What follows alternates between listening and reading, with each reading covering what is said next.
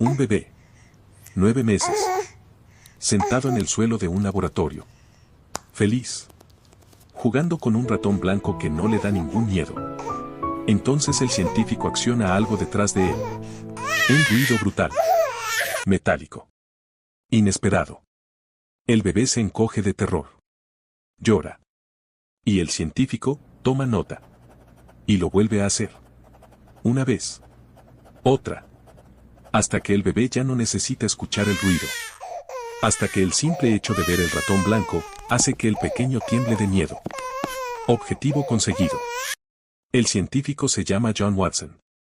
Trabaja en la Universidad Johns Hopkins, uno de los centros académicos más prestigiosos del mundo. Y acaba de implantar un trauma psicológico en un niño de 9 meses. Para demostrar una teoría. Eso ocurrió en 1920. En Estados Unidos. Con financiación universitaria. Y no fue el experimento más oscuro de este video. Ni de lejos. Hay una pregunta que aparece siempre que se estudian estos casos. ¿Cómo llega una persona hasta ahí? No estamos hablando de criminales sin educación. No estamos hablando de personas al margen del sistema. Estamos hablando de médicos con décadas de formación. De investigadores con publicaciones académicas. De funcionarios con cargos oficiales en gobiernos democráticos. Personas que un día decidieron que había algo más importante que el bienestar de quien tenían delante. Una hipótesis. Un dato. Un resultado que justificaba cualquier método para obtenerlo. Y lo más perturbador de todo, es que en muchos casos esa lógica tenía una coherencia interna perfecta. Si puedes salvar 1000 vidas con el sufrimiento de una, ¿lo haces? ¿Y si son 10 vidas? ¿Y si son solo datos que quizás algún día sirvan para algo? ¿Dónde está la línea? Porque la historia de estos experimentos no es la historia de monstruos que no sabían lo que hacían. Es la historia de personas que sabían exactamente lo que hacían y encontraron la manera de convencerse de que estaba bien. Hoy vas a conocer 6 casos. Todos reales. Todos documentados. Casi ninguno con consecuencias reales para sus responsables. Un bebé al que le implantaron un fobia. Pacientes a los que inyectaron plutonio sin decírselo. Poblaciones enteras irradiadas como si fueran variables de un experimento. Mujeres utilizadas para medir el umbral del dolor humano. Soldados expuestos a armas químicas por sus propios ejércitos. Y un laboratorio soviético cuya única misión era encontrar la manera perfecta de matar sin dejar rastro. Y créeme. Todavía no hemos llegado al peor. Antes de entrar en cada caso necesito que sepas algo. Algo que cambia completamente la manera de leer todo lo que vas a escuchar a continuación. La mayoría de los responsables de estos experimentos no fueron juzgados. Algunos siguieron trabajando. Algunos recibieron financiación para continuar sus investigaciones. Algunos fueron protegidos activamente por los mismos gobiernos que hoy se presentan como referentes de derechos humanos. ¿Por qué? Porque sus datos tenían valor. Porque lo que habían descubierto sobre el cuerpo humano, sobre la resistencia, sobre los límites de la mente, sobre cómo afectan ciertas sustancias a ciertos organismos, era información que ningún otro método podría haber obtenido. Y eso planteó a esos gobiernos una decisión que nunca hicieron pública. ¿Vale más la justicia para las víctimas o la información que el verdugo puede seguir produciendo? En más casos de los que te imaginas, eligieron la información. ¿Tú habrías tomado la misma decisión? Piénsalo de verdad. Porque es más fácil decir que no, cuando no eres tú quien tiene que firmar el papel. Caso 1, el pequeño Albert. Universidad Johns Hopkins, 1920, John B. Watson. Ya conoces el principio. Un bebé. Un ratón. Un ruido. Pero la historia completa es más oscura de lo que ese resumen sugiere. John Watson era el psicólogo conductista más influyente de su época. Su teoría era que cualquier respuesta emocional podía ser condicionada artificialmente en un ser humano. El miedo, la alegría, el asco. Todo podía implantarse si se aplicaba el estímulo correcto en el momento correcto. Y quería demostrarlo. Eligió a un bebé de 9 meses al que los registros del experimento identifican únicamente como Albert B. Durante semanas, Watson y su asistente Rosalie Renner sometieron al pequeño a un protocolo sistemático. Le mostraban el ratón. Le hacían escuchar el ruido metálico aterrador justo después. Una y otra vez. Hasta que la asociación quedó grabada. Hasta que el ratón solo, sin ningún ruido, producía en el bebé una reacción de terror genuino. Después extendieron el experimento. Otros animales. Objetos con pelo. Una máscara de Santa Claus. Cualquier cosa que compartiera alguna característica con el ratón, activaba la misma respuesta de pánico en el niño. Watson había conseguido lo que buscaba. Había implantado un miedo irracional y generalizado en un bebé de 9 meses. Y publicó los resultados con orgullo en una revista académica. El experimento fue celebrado en el mundo científico. Watson continuó su carrera. Nadie preguntó qué le pasó al pequeño Albert. Y aquí está la parte que convierte este caso en algo todavía más perturbador. Décadas después, investigadores intentaron rastrear la identidad real del bebé. Algunos concluyeron que podría ser un niño llamado Douglas Merritt, que tenía una condición neurológica no diagnosticada cuando fue seleccionado para el experimento. Que Watson probablemente lo sabía. Que eligió precisamente a ese niño porque sus respuestas serían más fáciles de controlar. Douglas Merritt murió con 6 años de hidrocefalia. Sin que nadie desconectara lo que le habían hecho en aquel laboratorio de lo que fue el resto de su corta vida. Watson nunca respondió por ello. Siguió publicando. Siguió enseñando. Y su experimento sigue citándose en libros de psicología hasta hoy. No destruyeron su cuerpo. Destruyeron algo que iba mucho más adentro. Y si esto ya te parece difícil de procesar, lo que ocurrió en los hospitales americanos de los años 40 con pacientes que no sabían lo que les estaban metiendo en el cuerpo, lleva todo a un nivel completamente diferente. Caso 2. Las inyecciones de plutonio. Estados Unidos, 1945, Proyecto Manhattan. La Segunda Guerra Mundial está terminando. Y el gobierno de Estados Unidos tiene un problema. Acaba de usar 2 bombas atómicas. Y no sabe exactamente qué le hace la radiación al cuerpo humano a largo plazo. Necesita datos. Datos reales. De cuerpos reales. Observados durante tiempo real. Y decide conseguirlos. Entre 1945 y 1947, al menos 18 personas fueron inyectadas con plutonio en hospitales de Estados Unidos. Sin saber lo que les estaban poniendo. A algunos les dijeron que era un tratamiento experimental para su enfermedad. A otros simplemente no les dijeron nada. Los médicos tomaban muestras periódicas. Analizaban cómo el organismo procesaba el plutonio. Observaban los efectos sobre el tejido, sobre los huesos, sobre los órganos internos. Y registraban todo con la misma frialdad con la que anotarías la temperatura de una solución química en un tubo de ensayo. Uno de los sujetos era un obrero de 58 años con una fractura de cadera. Otro era un joven de 18 años con un sarcoma. Personas vulnerables. Con enfermedades. Con poca capacidad de cuestionar lo que un médico con bata blanca les decía que necesitaban. Los documentos de estos experimentos permanecieron clasificados durante décadas. Salieron a la luz en los años 90 gracias a una periodista llamada Aline Wausen. Su investigación ganó el premio Pulitzer. El gobierno de Clinton pidió disculpas formalmente en 1995. 50 años después. Algunos de los sujetos ya habían muerto. Sus familias nunca supieron lo que les habían hecho hasta que lo leyeron en los periódicos. Nadie les explicó jamás lo que habían metido dentro de sus cuerpos. Nadie les preguntó si querían ser parte de la historia nuclear de su país. Hasta aquí hemos visto a un bebé y a pacientes de hospital. Personas que no podían defenderse. Que dependían de quienes los tenían a su cargo. Pero lo que viene a continuación no ocurrió en un hospital ni en un laboratorio universitario. Ocurrió en una isla entera. Con una población entera. Y el gobierno lo sabía desde el principio. Caso 3, Proyecto 4.1, las Islas Marshall. Océano Pacífico, 1954, Gobierno de Estados Unidos. 1 de marzo de 1954. El atolón de Bikini. Estados Unidos detona Caso Bravo, la bomba de hidrógeno más potente jamás probada por el país. 250 veces más potente que la bomba de Hiroshima. La detonación supera todas las estimaciones previas. Y la nube radiactiva se desplaza en una dirección que los científicos no habían calculado. Hacia las islas Rongela y Utirik. Donde viven familias enteras. Mujeres. Niños. Ancianos. Durante horas, una lluvia de polvo blanco cae sobre las islas. Los niños juegan con él. Lo tocan. Lo prueban. Lo inhalan. Nadie los evacúa. Durante 2 días. Cuando finalmente llegan los barcos de la Marina Americana, varios habitantes ya muestran síntomas evidentes de exposición a la radiación. Náuseas. Quemaduras en piel. Caída del cabello. El gobierno americano les llama los más contaminados de la historia. Y en lugar de tratarlos únicamente como víctimas de un accidente, decide estudiarlos.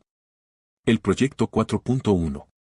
Un programa oficial de seguimiento médico de los isleños irradiados, que en sus documentos internos describía el caso como una oportunidad única para estudiar los efectos de la radiación en seres humanos. Una oportunidad. Esas fueron las palabras. En los años siguientes, los habitantes de Rongelap desarrollaron tasas anormalmente altas de cáncer de tiroides. Niños nacidos con malformaciones que los isleños llamaban bebés medusa porque sus cuerpos no tenían la forma que debería tener un cuerpo. El gobierno americano siguió estudiándolos. Periódicamente. Durante décadas. ¿Los devolvió a su isla antes de que estuviera realmente segura? Sí. En 1957. 3 años después. Cuando documentos internos muestran que algunos científicos ya tenían dudas serias sobre si los niveles de radiación eran seguros para vivir allí. No eran soldados enemigos. No eran voluntarios. Eran familias que vivían en su casa. ¿Qué harías si descubrieras que tu propio gobierno tomó esa decisión sobre ti? Caso 4. Hipotermia nazi. Campo de concentración de Dachau, 1942 a 1943, Sigmund Rascher. Hasta ahora todos los casos que has visto tienen algo en común. Los responsables tenían la posibilidad de esconderse detrás de una lógica. Salvar vidas. Avanzar la ciencia. Proteger a sus países. El siguiente caso no tiene esa cobertura. No hay manera de presentarlo de otra forma. Sigmund Rascher era médico de la Luftwaffe. Y su objetivo era estudiar qué pasaba con los pilotos alemanes derribados sobre el Mar del Norte. Los pilotos caían en aguas heladas. Y morían rápido. Demasiado rápido, según el ejército. Rascher quería saber cuánto tiempo podía sobrevivir un cuerpo humano en agua a 0 grados.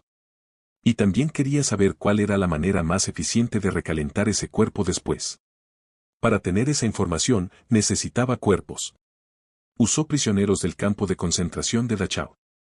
Los sumergía en tanques de agua helada. Observaba. Tomaba nota de cada síntoma mientras la hipotermia avanzaba. La temperatura corporal cayendo. Los movimientos haciéndose más lentos. La respiración cambiando. Las palabras dejando de tener sentido.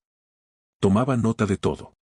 Con la misma concentración con la que un estudiante de medicina tomaría apuntes en clase. Algunos murieron durante el experimento. A otros los recalentaba con distintos métodos para ver cuál funcionaba mejor. Incluido colocarlos junto a mujeres para estudiar si el calor corporal humano era más eficiente que otras fuentes de calor. Los documentos de Rascher llegaron al tribunal de Nuremberg. Fueron presentados como evidencia de crímenes de guerra. Pero aquí está la parte que muchos libros de historia omiten. Científicos aliados, especialmente estadounidenses, utilizaron los datos de los experimentos de Rascher después de la guerra. Porque la información sobre hipotermia era válida científicamente. Aunque la manera de obtenerla fuera una atrocidad. Y esa decisión generó un debate en la comunidad médica que todavía no está del todo resuelto. ¿Puedes usar datos obtenidos mediante el sufrimiento de víctimas? ¿O hacerlo convierte esos datos en cómplices de los crímenes que los produjeron? No hay consenso. Y esa falta de consenso dice algo muy incómodo sobre cómo la ciencia valora sus propios resultados. Los científicos tomaban notas mientras las víctimas perdían lentamente la capacidad de hablar. Y esas notas todavía existen. Pero si los experimentos de Rascher eran brutalidad con nombre y apellido, lo que hizo Herta Oberhauser con mujeres en otro campo de concentración, buscaba algo diferente. No quería saber cuánto aguanta un cuerpo. Quería saber cuánto aguanta una persona. Caso 5. Herta Oberhauser y los experimentos de sulfonamida. Campo de concentración de Ravensbrück, 1942 a 1943. Ravensbrück. Campo de concentración exclusivamente femenino.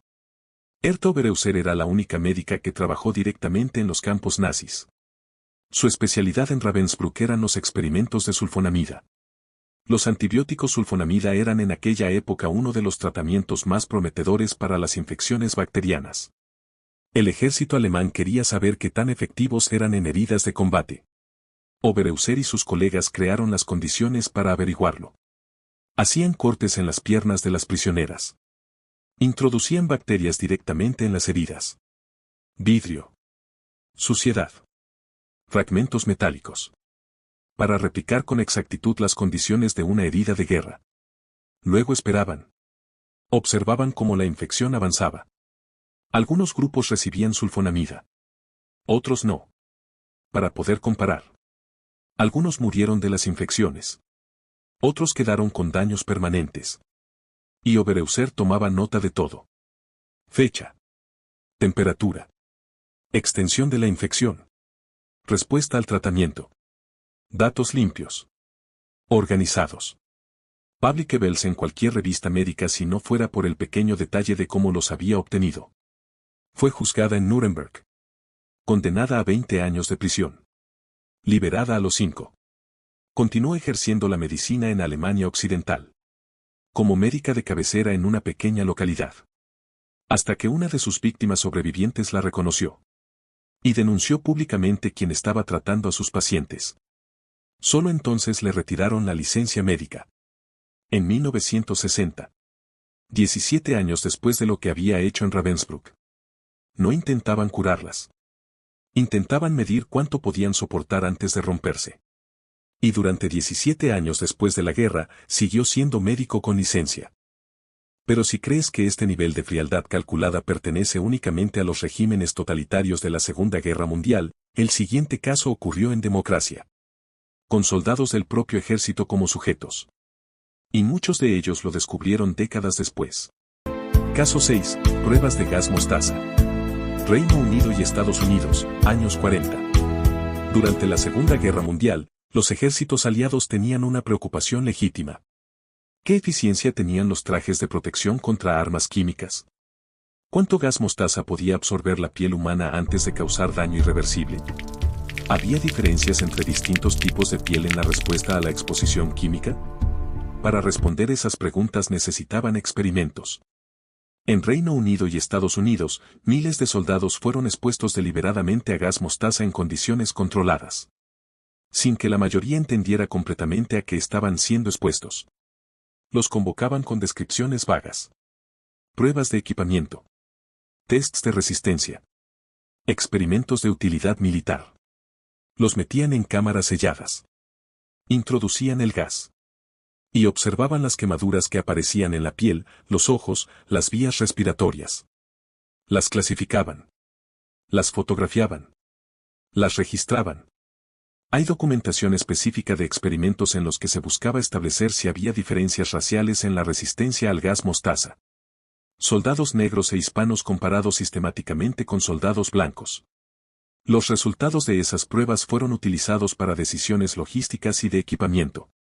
Muchos de los soldados que participaron en estos experimentos desarrollaron problemas de salud crónicos a largo plazo. Cáncer. Problemas respiratorios. Daños oculares permanentes. Durante décadas, el gobierno negó cualquier relación entre esos problemas y los experimentos. Algunos soldados no supieron que habían sido sujetos de experimentos con armas químicas hasta que sus archivos fueron desclasificados en los años 90. 40 o 50 años después. Algunos descubrieron que habían sido utilizados, cuando ya era demasiado tarde para hacer cualquier cosa al respecto. Caso 7. La Cámara Soviética. Ors, 1937-1950 Grigori Mairanovsky. Y llegamos al caso que cierra este video.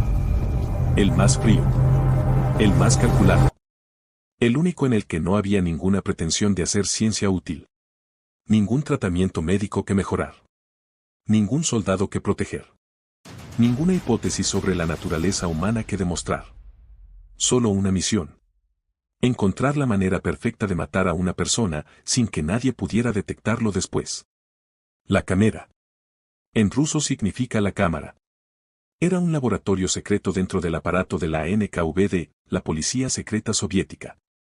Dirigido por el Dr. Grigori Mairanovsky, toxicólogo con doctorado, investigador publicado, científico respetado dentro del sistema soviético. Su trabajo era probar venenos en prisioneros. No para desarrollar antídotos. No para entender mejor la toxicología. Para encontrar sustancias que mataran de manera que la causa de muerte pareciera natural. Un ataque al corazón. Un fallo hepático súbito. Una muerte tranquila durante el sueño. Sin marcas. Sin rastro. Sin posibilidad de autopsia que revelara la verdad. Los prisioneros eran seleccionados del Gulag. Personas que el sistema ya había decidido que debían desaparecer. Se les administraban distintas sustancias en la comida, en bebidas, a través de inyecciones presentadas como tratamientos médicos. Majdanovsky observaba. Tomaba nota de cuánto tardaba cada sustancia en actuar. ¿Qué síntomas producía? ¿Cuáles eran detectables y cuáles no? ¿Cuáles dejaban marcas y cuáles no dejaban nada? Se estima que entre los años 30 y 50, la Cámara probó sus métodos en decenas de prisioneros. Posiblemente más. Los registros exactos nunca se han hecho públicos completamente. Porque durante décadas, oficialmente ese lugar nunca existió. Majdanovsky fue arrestado en 1951 durante las purgas internas de Stalin. Pero no por lo que había hecho en la Cámara, sino por guardar muestras de veneno sin autorización. Técnicamente, por un problema de inventario. Pasó 10 años en prisión. Fue liberado. Y en cartas que escribió después desde el exilio interior, pedía que le reconocieran sus méritos científicos. Que le devolvieran su posición. Que le agradecieran lo que había hecho por la seguridad del Estado soviético. Sin un gramo de arrepentimiento. Sin una sola palabra sobre las personas que habían muerto en aquel laboratorio. No buscaban cómo salvar vidas. Buscaban cómo quitarlas sin dejar rastro. Y durante años, oficialmente, ese lugar nunca existió. 7 casos. 7 países distintos, épocas distintas, objetivos distintos. Y un patrón que los une a todos. No fue la crueldad lo que lo hizo posible. Fue algo más mundano. Fue la capacidad de dividir el mundo entre los que cuentan y los que no. Los que merecen protección y los que pueden ser utilizados. Un bebé sin familia que pueda quejarse. Pacientes en camas de hospital que confían en quien les trata. Poblaciones de islas remotas que no tienen acceso a los medios de comunicación de las potencias que los estudian. Prisioneros a los que el sistema ya ha decidido que no importan. Soldados que firmaron un contrato de obediencia. Siempre los mismos perfiles. Siempre los más vulnerables. Siempre los que tienen menos capacidad de decir que no. Y lo que la historia de estos experimentos demuestra no es que la ciencia sea mala. Es que la ciencia sin límites externos y sin rendición de cuentas puede llegar a cualquier lugar. No porque los científicos sean monstruos, sino porque los sistemas que los rodean pueden volverlos invisibles. Pueden hacer que las víctimas dejen de parecer personas y empiecen a parecer datos. Y cuando eso ocurre, el siguiente paso es siempre más fácil que el anterior. La pregunta que deja este video no tiene respuesta cómoda. ¿Cuántos experimentos que hoy no conocemos seguirán el mismo patrón? ¿Cuántos archivos hay todavía clasificados? ¿Cuántas víctimas todavía esperan que alguien abra esa caja de documentos que alguien olvidó destruir? No lo sabemos. Y quizás esa sea la parte más incómoda de todo. Que no saberlo, no significa que no esté ocurriendo. Después de todo lo que has visto hoy, una pregunta. ¿Cuál de estos casos te pareció más perturbador? ¿El que destruyó la mente de un niño? ¿El que trató poblaciones enteras como variables de un experimento nuclear? ¿O el laboratorio cuya única misión era perfeccionar la manera de matar sin dejar rastro? Cuéntamelo abajo. Porque me da que la respuesta va a decir algo sobre cómo cada uno procesa este tipo de historia. Y si quieres seguir descubriendo los casos que quedaron enterrados durante décadas, ya sabes lo que toca. Suscríbete. Esto no ha hecho más que empezar.